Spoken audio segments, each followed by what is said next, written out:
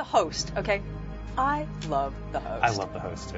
It's a Korean monster movie, Yeah. and it's a monster movie. It's a monster movie. I mean, that's all there is to it. A big old monster. Big old monster, the product of toxic waste that was hurled into the Han River by American military personnel, Of course. actually. And the thing that's great about this movie is, okay, once you get the monster established, it Yeah. then turns into a weird kind of dysfunctional family It comedy. really is. It It's kind of Little Miss Sunshine. with a great big monster. Yeah, absolutely. It's a great film. It's kind great. of a family movie with a big monster. With a big monster. Inland Empire, David Lynch's 3-hour magnum opus, released into theaters this year. I couldn't tell you what it's about, but it scared the crap out of me. Laura Dern stars as a series of women. They're all named Susan. One is a prostitute on Hollywood and Vine. The other one is an actress who's just been cast in a movie that actually might be cursed. Mm-hmm. There's some nasty stuff going on in a hotel room in a country that might be Poland. There's a sitcom involving rabbits. Yeah, Right. It's just insane, but it's absolutely creepy. But it's on DVD in a special 2-disc edition, and it's terrific. I think it's his best film. Paper House. I remember Paper House. That's a movie that really came from nowhere. It's adapted from a novel that's actually a children's fantasy novel about a little girl who's bedridden and draws pictures to Right. keep herself busy, and her pictures begin to get into her dreams, which involve these beautiful idealized fields and houses and flowers and blue skies. I mean, they're exactly where you would go for refuge if you weren't very happy in your real life and you were she's 11 not. years old. Right. And then the dreams start to get darker. It's very dark. And then she starts falling asleep in the middle of the day. Right. And isn't entirely sure whether she's actually dreaming that house or whether that house in real life looks exactly like the house in her dream. And if it is the house in her dream, then what does that mean? Right. And it is goddamn scary. It really when is. it really Kind kicks of reminds in. me of Pan's Labyrinth in a way. I mean, it's just I an agree. evocation of a child's inner imaginary world. you know, and that's a scary place. Mm-hmm. Now, Who Can Kill a Child is a movie that I heard of for years before I Mm-hmm. actually had a chance to see it. And that's another film that had been released in a bunch of different versions and Yep. yeah, kind of chopped up with terrible titles. Finally got to see it thanks to you, who lent me the new Dark Sky DVD that just came out. Hey, share the Full, wealth. unedited, and it really fulfilled all of my expectations about what a really shocking movie It is pretty extraordinary. And what's shocking about it is that they're children. Mm-hmm. Not the children who are being attacked or brutalized, but who are attacking and do the brutalization. And that, to me, is the scariest thing of all. It's sort of like Village of the Damned. It's a great movie for people like me who really don't like children very much. It confirms the And I'm a absolute little worst bit things scared I of think. children, to tell you the truth. Really young children and really old people frighten me. So scary. anyway, In which case, Devil's Backbone is also another a great movie movie for about you. childhood. Absolutely. Yes. And this is Guillermo del Toro. Absolutely, set during the Spanish Civil War. Although he's Mexican, this film is set in Spain. Right.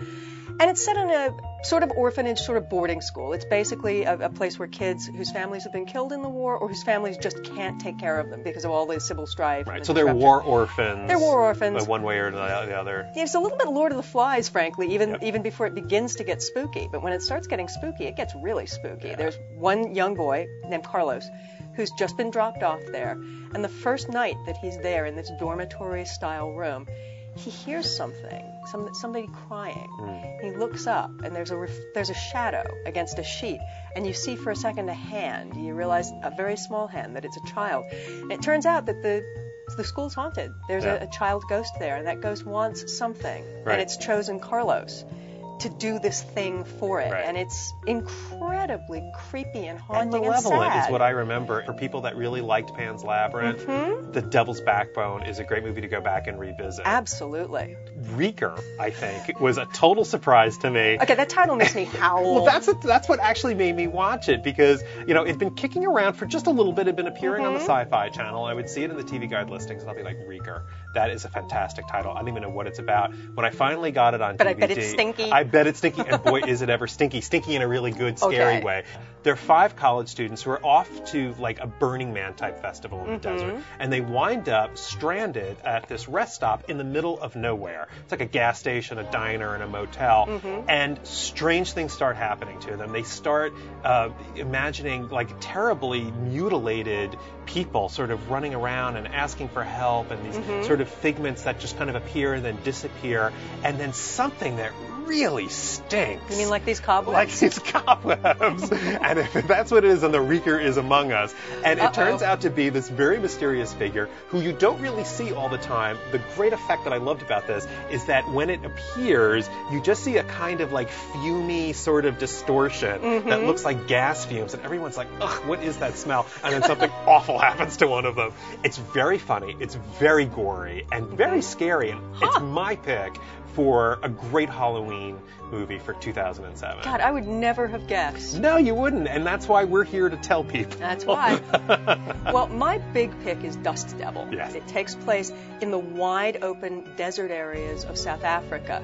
It's all red, dusty roads and gigantic blue sky. Right. And there's a killer on the road, played by Robert John Burke, whom I think a lot of people have seen in Rescue Me. The Dust Devil is this actual figure of folklore, from Aboriginal folklore. Right.